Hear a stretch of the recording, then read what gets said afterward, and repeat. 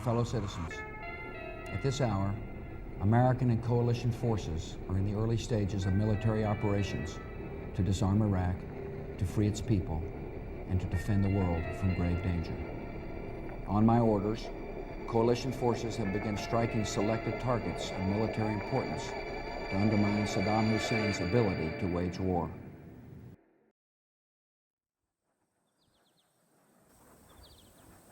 It may look peaceful now, but ever since the coalition stepped foot here, it's been anything but peaceful.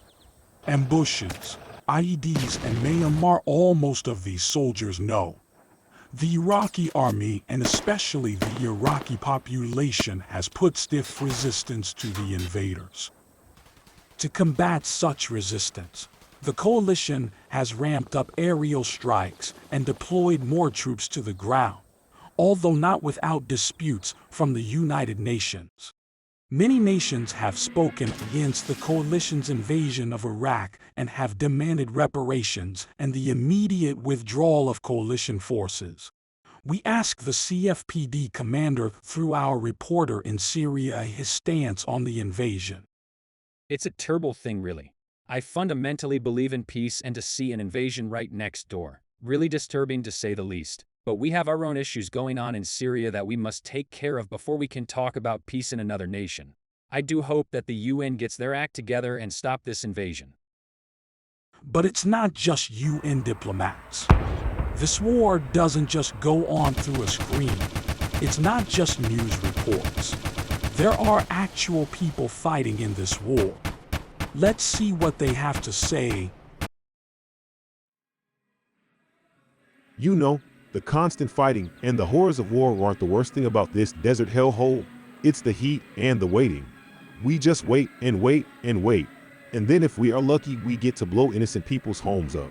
How's the food situation? Hot, terrible, we get fed, but it's always nasty. The potatoes are slimy and have this weird texture, haha. We should start throwing the cookies instead of artillery shells. Those things are so hard, I bet they could kill someone.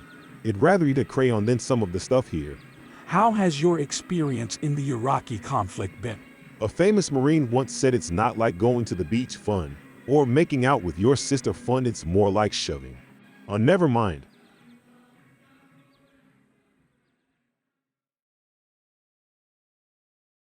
Morale is still high 3 weeks into this offensive.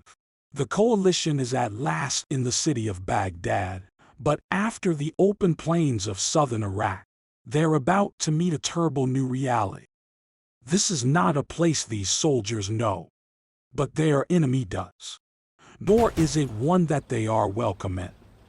The challenge they are facing now is there are snipers on rooftops and many Iraqi soldiers in between houses ready to ambush coalition forces. The coalition has begun taking buildings one by one and intensifying airstrikes. The Iraqi troops have responded to this by increasing anti-air forces. This footage was obtained by RNN reporters that are with coalition forces. You can see just how intense and nerve-wracking the fight has become. And in this video you see eliminated Iraqis on the ground and Iraqi helicopter engaging an American Apache helicopter in the air. The ground troops on both sides can only hope their air force prevails. In this footage obtained by an unknown source, you can see an Iraqi tank and an Iraqi IFV firing at the last known location of coalition forces. This conflict continues to drag on, and with no immediate end in sight. When questioned the conflict, the Iraqi information minister just laughed it off and ignored the question.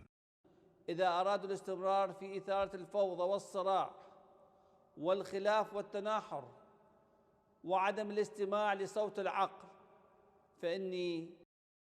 Although much of the world has condemned the coalition, it doesn't seem likely that a withdrawal of forces will happen soon. It is only a matter of time before Iraq falls, but that begs the question, what comes next?